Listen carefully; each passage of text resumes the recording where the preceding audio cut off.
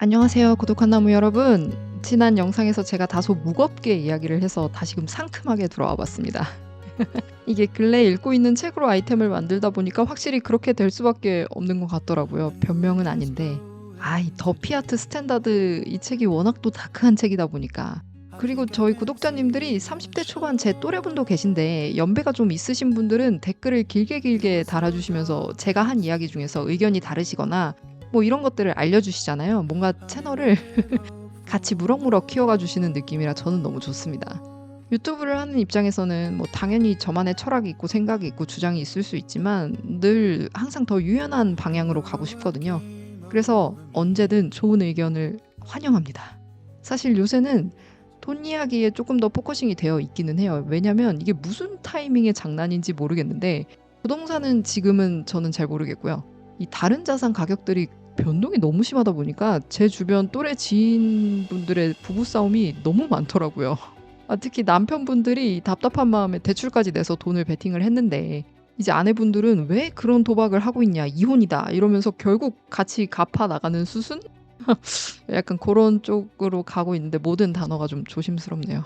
이런 이야기를 벌써 3번 들은 것 같아요, 3번. 저는 두 입장 다 이해를 못 하지는 않아요. 남편분 입장에서는 돈 복사가 된다는 말을 주변에서 계속 듣고 커뮤니티에서 보고 이런 와중에 이제 이거 안 하면 너무 도태되는 느낌 들고 아내가 힘들지 않았으면 좋겠고 그러니까 뭐 그런 거겠죠. 그리고 아내분 입장에서는 세상에 쉽게 벌리는 돈이 어딨다고 책 한 권도 안 읽고 공부도 안 하고 대출까지 땡겨서 베팅하는 게 도박 같아 보이죠. 그런 아내를 봤을 때 또 남편분은 '이 친구는 이런 생태계 자체를 전혀 이해하지 못할 가능성이 크다.' 이러면서 이제 '책을 읽어서 하는 공부랑 이런 건 다르다.' 이렇게 생각을 하시고 그냥 아예 숨기고 크게 돈을 벌어서 액수로 '이 일을 무마시켜 버리자.' 하는 마음이 크신 것 같아요. 어떻게 생각하시나요? 무모한가? 제가 이런 말을 하기는 좀 조심스럽긴 한데 왜냐면 저도 날려본 적이 있기 때문에 대출을 받진 않았습니다. 아무튼 저는 지금 이제 책을 그래서 가난한 찰리의 영감이란 책으로 넘어왔거든요. 이 워렌 버핏의 동업자죠. 진짜 어마어마한 부자죠. 찰리 먼거에 대한 이야기인데 이 책은요. 바로 뼈를 때립니다. 첫 장부터 목차부터 바로 뼈를 때려요. "인생의 원칙이 곧 투자의 원칙이다." 네. 뭐 이 문장 하나로 끝났죠 사실은. 조금만 더 읽어 볼까요 그래도? 찰리 먼거는 자신을 준비성, 인내심, 절제력, 객관성의 대가로 만들었다. 이런 속성은 그의 개인적인 삶과 사업, 특히 투자에서 큰 성공의 밑거름이 되었는데 중요한 건 찰리에게 성공적 투자라는 결과라는 것은 단지 세심하게 조직한 삶, 집중하는 삶에 대한 태도, 그 태도의 부산물일 뿐인 것이었다. 네, 그러니까 정말 인생을 대하는 태도 하나가 결국에는 나의 수익률을 만든다는 거죠. 찰리 먼거가 그렇게 중요하게 여긴 준비성, 인내심, 절제력, 객관성은 사실 도덕책에서나 나올 법한 이야기로 굉장히 고리타분하게 느껴지는데 사실 이 네 가지 덕목을 다 어울러서 정확하게 반영하는 요즘 되게 힙한 개념이 있습니다. 돈그릇이죠, 돈그릇. 이 돈그릇에 대한 얘기가 사실 몇 년 전부터 굉장히 많이 나오고 있잖아요. 도대체 돈그릇이 뭔데? 이런 생각을 저는 되게 많이 했었거든요. 그 답을 찾아내려고 여기저기 막 돌아다니고 경험해보고 책 읽고 되게 고민을 많이 했어요. 그래서 제 수준에서 알아낸 이 돈그릇이란 도대체 뭔가? 우리가 흔히 착각하는 게 있습니다. 돈그릇은 통장잔고다. 이게 아니고 돈그릇이란 게 뭐냐면 첫째, 내 신경계가 돈의 파동, 그러니까 오르락 내리락 하는 파동에 얼마나 잘 견디는지. 둘째, 내가 돈을 규칙적으로 다루는 습관이 얼마나 잘 갖춰져 있는지. 셋째, 들어오고 나가는 돈의 흐름을 얼마나 잘 설계하고 있는지. 이 세 가지가 합쳐진 게 돈그릇입니다. 그러니까 단순한 개념은 아니기는 해요. 그래서 쉽게 말하면 돈의 변동 앞에서 무너지지 않고 대중적 의견이라는 물살에 맞서서 언제 어떤 상황이라도 자신의 판단력을 신뢰하면서 같은 선택을 반복할 수 있는 체력인 거죠. 침착하게 헤엄을 치는 겁니다. 이 변동의 물결들 속에서. 그러므로 돈그릇이 작은 상태란 뭔가요? 돈을 다뤄본 경험이 거의 없거나 작은 금액에도 흔들리는 상태입니다. 예를 들어서 한 10만 원 손실이 나도 밤에 잠이 안 오거나 50만 원 이익을 보고도 바로 써버리는 그런 경우들이 있죠. 즉 신경계가 큰 금액의 파동을 감당할 준비가 안 된 상태라고 볼 수 있습니다. 마치 운동 처음 하는 사람이 10kg 뭔가를 드는 순간 허리가 부러지는 것과 같습니다. 그리고 이런 우를 제 주변 지인들, 남편분들께서 조금 범하고 있는 것 같기는 해요. 근데 무턱대고 이런 상황을 많이들 욕하시는데 뭐 사회가 그렇게 만든 것도 있고 시도와 도전은 그리고 환영은 받아야 되나? 말을 다시 할게요. 시도와 도전은 언제든 환영입니다. 다만 그것으로 인한 문제가 생겼을 때 그 문제까지 제대로 파헤치고 해결해 나가는 게 진짜 시도인 거죠.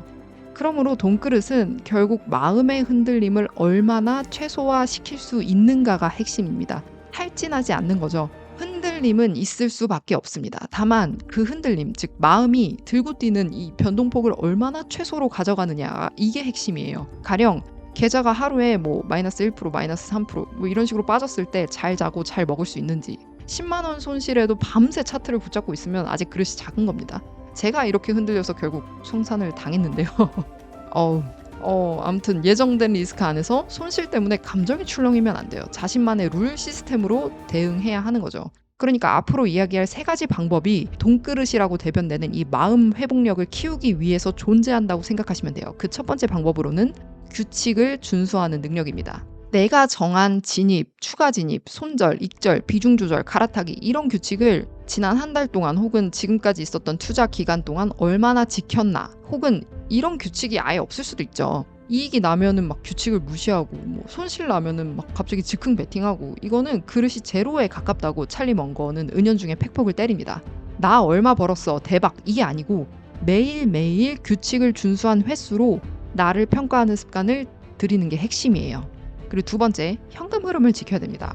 아무데도 쓰지 않는 비상 자금이 최소 6개월 생활비로 확보가 되어 있는지, 만약에 생활비 압박이 있으면은 시장의 출렁임이 곧 생존 문제로 느껴지잖아요. 이렇게 되면은 뇌가 노시보 모드로 바뀐다고 해요. 이게 노시보 모드는 플라시보 효과랑은 반대되는 개념인데, 플라시보는 이제 좋아질 거다라는 믿음으로 실제 뭔가 마음이 좋아지는 효과죠. 그 반대가 노시보 효과입니다. 즉 해롭지 않은 것도 해롭다고 믿는 순간 몸이 실제로 망가지는 거예요. 실제로 이런 일이 있었습니다. 최근에 드라마에서도 나온 개념이죠. 한 노동자가 냉장 화물칸에 갇혔습니다. 그는 이 냉장 화물칸 안에서 냉동 장치가 켜져 있다고 믿었기 때문에 나는 얼어 죽을 거야 라고 확신을 한 거죠. 당연히 그렇게 밤새 그의 숨은 가빠지고 몸이 굳어간다고 느껴졌습니다. 그리고 다음날 그는 정말로 차갑게 식은 시체로 발견이 돼요. 근데 충격적인 사실은 그 냉동기가 아예 꺼져 있었다는 거예요. 온도는 섭씨 18도. 이 온도는 정확하지 않아요. 글마다 달라요. 적어도 죽을 이유는 전혀 없었다는 거죠. 그런데도 의사는 사인을 동사라고밖에 적을 수 없었습니다. 그의 몸이 실제로 얼어 죽은 사람처럼 굳어 있었거든요.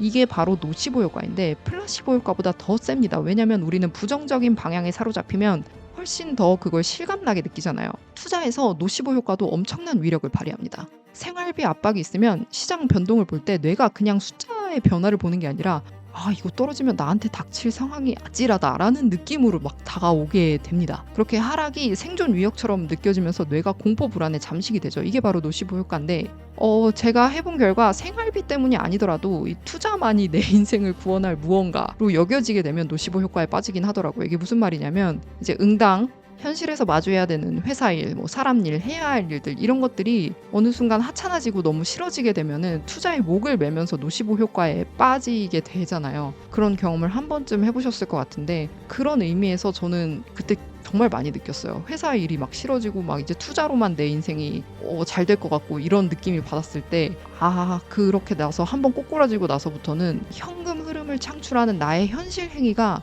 되게 중요한 거구나, 이게 되게 소중하다라고 한 번 더 생각을 해보게 된 거예요. 그래서 이제 투자를 생존 게임이 아니라 장기 루틴으로 이어갈 수 있는 현금 흐름과 그 현금 흐름을 만드는 현실적인 행위, 대표적으로 노동 있죠? 이거를 기꺼이 달게 받아들이고 좋아해야 하는구나라는 걸 그때 되게 많이 느꼈습니다. 이 마음이 되게 필요한 것 같아요. 그리고 우리의 마음 회복력, 돈그릇을 위한 마지막 방법은요, 기록하고 복귀하는 겁니다. 이 결과가 운인지 내 실력인지 이거라도 기록을 하면 좋습니다. 이건 진짜 어렵기는 해요. 전문 투자자가 아니면 할 것도 많은데 이걸 언제 기록하고 복귀하고. 근데 이거 진짜 간단하게만 하면 되거든요. 저는 이런 식으로 카톡에다가 되게 간단하게라도 적어봤었어요. 그러니까 할 거면은 제대로 해야 됩니다. 마치 우리가 일을 할 때 뭔가를 계속 기록하면서 하잖아요. 그런 행위들로 이제 월급이란 걸 받고 뭔가 사업을 이어나가고 자영업을 하고 그러지 않습니까? 그러니까 기록을 못 하겠다고 하는 거는 투자를 내 삶에 전격적으로 들여오지 않겠다. 그러니까 이거 이번 한번 돈놀이로 끝내겠다라는 거랑 똑같아요. 그래서 기록 없는 성과는 그냥 우연인 거고 혹시라도 기록된 실수는 다음엔 줄어들 수 있는 학습 비용과 마찬가지라는 거죠. 그래서 이번엔 왜 이겼지? 왜 졌지? 이거를 감정으로만 판단하지 말고 데이터 언어로 묻는 사람이 되어야 합니다. 기록이 주는 힘은 정말 엄청나요. 사람들이 이게 잘 못하기 때문에 간과하는 거지 해보면 다릅니다. 그러니까 정리하면 어떤 상황에서도 내가 나를 믿고 규칙을 지키고 내 생활을 버티게 해주는 단단한 여유 자금과 시간을 확보하고 경험을 돈으로 바꿔주는 기록, 복귀 능력까지 하나씩 갖춰 나가면 마음 회복력은 알아서 올라갑니다. 멘탈이라고도 하죠. 이 마음 회복력은 그리고 바로 돈그릇으로 직결이 됩니다. 이 돈그릇을 자가 진단할 수 있는 체크리스트랑 성장 모델을 GPT랑 같이 만들어 봤는데 이거 필요하신 분들을 위해서 제가 고정 댓글에 구글 문서로 들어가서 보실 수 있도록 해둘게요. 네, 그러니까 우리는 계속 내 현재의 돈그릇을 깨부숴서 올라가야 돼요. 이건 돈의 숫자가 문제가 아니에요. 그냥 이렇게 생각하시면 됩니다. 내가 10만 원에 혹은 50만 원에 무너진다는 건 내 멘탈 신경계가 그 금액에도 규칙을 어길 만큼 과열되어 있다. 그리고 10만 원을 못 버티면 100만 원을 못 버티고 100만 원을 못 버티면 1000만 원은 절대 못 버팁니다. 그래서 작은 돈에서의 안정을 먼저 쌓아가야 돼요. 그래야 큰 돈에서의 생존 자격이 생깁니다. 뭐 시드 작으면 의미 없다, 시드 많아야 의미 있다. 물론 당연히 그렇죠.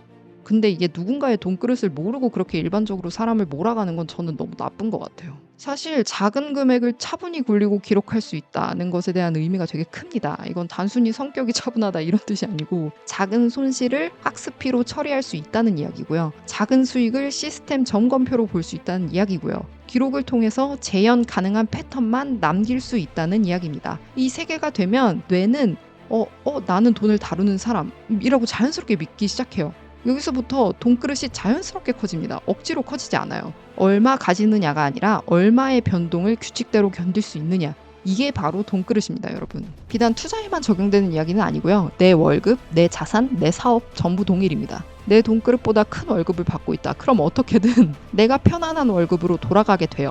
내가 얼마의 가치를 세상에 뿜는지는 내 스스로가 기가 막히게 알거든요. 아무렴 그걸 의식 수준에서 내가 부정을 한들 무의식에서 다 알아요. 그래서 그 구간으로 다시 돌아가려고 상황이 기가 막히게 또 돌아갑니다. 그 반대도 마찬가지죠. 내가 보상을 덜 받고 있다? 그러면 또 기가 막히게 내 그릇에 맞는 금액을 찾아갑니다. 그래서 숫자가 중요한 게 아니고 그릇을 깨는 게 중요해요. 만약에 거기에 안주하기 싫다면 그만한 돈을 다루거나 받을 수 있는 정도의 행위나 사고를 내가 하고 있는지 확인을 해봐야 됩니다. 회사에서든 어디서든. 다시 투자로 돌아가서 100만 원의 흔들림을 다스릴 수 있어야 1000만 원, 1억의 파동도 버틴다고 했죠. 작은 금액을 차분히 굴리고 기록하는 그 순간 내 깊은 무언가가 조용히 확신을 합니다. 나는 좀 더 큰 돈을 만져도 된다.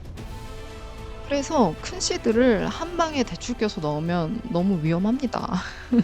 돈그릇이 작은데 큰 돈을 밀어넣으면 시장이 늘 출렁이는데 하루에 1%, 2% 요즘에는 이렇게 오르내리는 게 일상이잖아요. 근데 그게 지금 나의 월급은 500만 원 벌고 있는데 아이 하나 있고 저축이라고는 거의 못하고 있는데 거기다가 대출 껴서 몇천 들어가면 그 출렁거림에 내가 외치죠.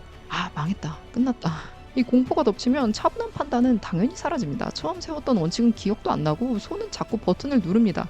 팔고 사고 또 팔고 결국 계좌는 스스로 무너집니다. 이건 더 이상 투자가 아니죠. 노시보처럼 자기 믿음과 공포가 스스로를 무너뜨리는 행동이 되는 거예요. 사실 누군가에게는 이 숫자들의 변동이 정말 단순한 아무것도 아닌 변동 그뿐일 수도 있는데 말이죠.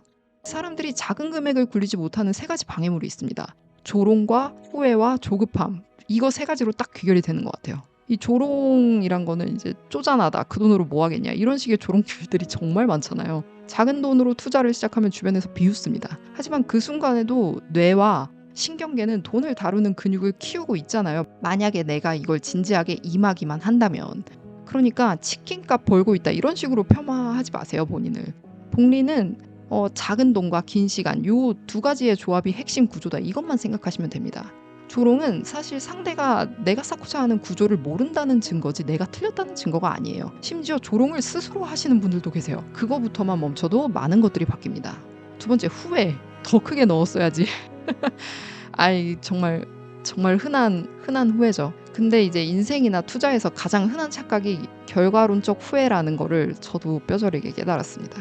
10만 원 넣고 성공하면 100만 원 넣을 걸. 실패하면 하지 말 걸. 이거야말로 도박적 사고에 가깝죠. 진짜 투자자는 내 뇌와 신경계가 감당할 수 있는 금액이었는가를 기준으로 평가합니다. 즉 돈의 결과가 아니라 그릇의 확장 과정을 기준으로 삼아야 밀려드는 후회가 줄어듭니다. 그리고 마지막으로 조급함. 도대체 언제 부자 돼?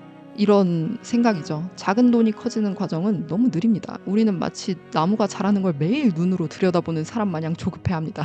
하지만 복리는 항상 한계점까지는 평평하다가 어느 순간 곡선으로 휩니다. 그 전까지는 아무 일도 일어나지 않는 것처럼 보인다는 게 본질이죠. 그러니까 조급함을 버티는 힘은 곡선이 꺾이는 순간을 상상할 수 있는 힘이라고도 할 수 있습니다. 복리는 5년, 10년 동안은 체감이 안 올 수도 있어요. 우리 구독자님 댓글 중에 되게 공감되는 게 있었는데 요즘 다들 급하게 뭐 40대도 안 된 사람들이 부자 안 되면 죽을 것처럼 산다. 이 말이 있었는데 이거 정말 공감합니다. 인생의 의미와 하루의 의미가 그 목표를 향해 달려가는 것에만 있는 건 아니잖아요. 그럼에도 불구하고 목표가 중요할 수 있겠지만 너무 그 조급함에 매몰돼서 무리수를 두다가 오늘 하루 평온하게 가족과 함께 할 수 있는 시간을 잃어버린다는 거죠. 그래서 우리는 나무가 매일 자라는 건 안 보이지만 어느 날 숲이 되어 있는 것처럼 이 곡선적 사고를 할 수 있어야 됩니다. 이 곡선적 사고가 뭔지 알려면 먼저 우리가 직선적 사고에 갇혀 있다는 걸 알아야 돼요. 직선적 사고는 내가 이렇게 열심히 하는데 왜 아직 이 정도밖에 안 됐지? 이런 마음이죠.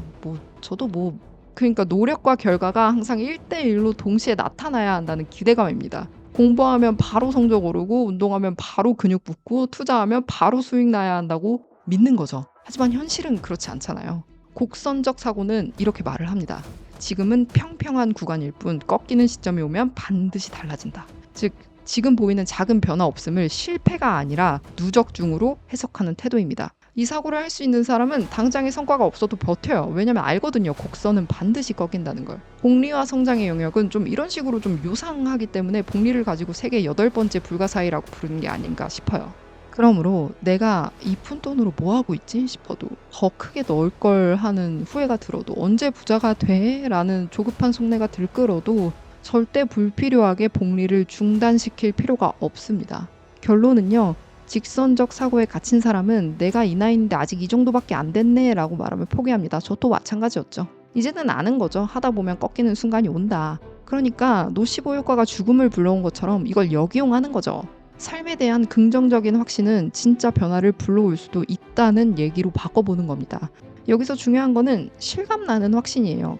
그런 개념 있죠. 시각화나 목표 선언 저도 많이 해봤는데 단순히 머릿속으로 나는 돈을 다룰 줄 아는 사람이다. 이거 상상해 보겠다. 나는 돈이 많다. 이렇게 되뇌는 건 한계가 있더라고요. 통장에 돈이 없는데 그런 말을 반복하면 오히려 현실과의 괴리감만 커지죠. 그래서 필요한 건 경험으로 증명하는 확신입니다. 여러분 돈그릇에 맞는 나의 금액 안에서 진짜 매일 나만의 규칙을 지켜보세요. 그리고 기록을 해보십시오. 처음에는 별 의미 없어 보일 겁니다. 근데 1년이 지나면 곡선이 눈에 보여요. 그래야 뇌가 내가 돈을 불릴 줄 아네? 하는 이렇게 속는 지점이 옵니다. 진짜 운동, 독서 이런 거랑 똑같아요. 오랜 기간 뭔가가 축적되어야 하잖아요. 그러니까 한탕의 의미가 없죠. 인생은 말로만 하는 선언에 보상을 내어주지 않는 것 같아요. 반복된 결과가 필요합니다. 이게 현실을 바꾸는 가장 강력한 방법이라는 생각이 들어요. 마지막으로 남는 질문은 이겁니다. 그러므로 복리를 견디는 건 어려운 것인가? 네, 어려운 게 맞죠. 그런 와중에 나의 규칙을 토대로 찰리먼거가 지겹게 말하는 준비, 인내, 절제, 객관성만 유지한다면 그래서 뭔가 시도하고 문제를 해결해 나간다면 숲이 어느 날 갑자기 자라나듯 자산이 갑자기 불어나는 순간이 오겠죠. 그 전까지는 지루하고 의미도 없어 보이는데 사실 이 모든 거는 마음의 크기를 버티는 일입니다. 돈그릇을 깨부수고 다시 만드는 건 그냥 마음의 크기를 버티는 일이라고 생각하면 좋을 것 같습니다. 저도 마찬가지고요. 그러므로 큰 돈을 벌어들이는 비밀은 한 방에 큰 돈을 넣는 데 있지 않습니다. 곡선을 끊어버리려는 3대 감정, 조롱, 후회, 조급함을 버티는 그 과정, 그뿐이죠. 그리고 이 힘은 바깥에 있지 않아요. 저도 오늘 참 그냥 유튜브 보고 놀고 싶었는데 저를 다스려서 대본을 썼습니다. 어떻게든. 이거는 제가 저를 다스렸을 뿐이죠. 외부 상황은 아무것도 변하지 않았어요. 녹음까지 싹 하고 초코우유 먹으러 갈 겁니다. 가지가지 하죠. 오늘도 여러분의 곡선이 꺾이는 그 순간까지 우리 수목원을 위해서 작은 누적을 눈에 보이게 쌓아보는 고독한 나무입니다. 뭐라도 투자가 아니더라도 여러분이 지금 초점을 둔 그 노력에 작은 수익의 누적을 눈에 보이게 한번 해보시죠. 실감나는 확신을 매일매일 스스로에게 보여주면 됩니다. 그냥 하는 것 자체로도 충분해요. 오늘도 숲보다 깊은 여러분의 삶을 함께 고민해 보았습니다. 감사합니다. From the horizon to the place we met. Oh, this could be the best thing.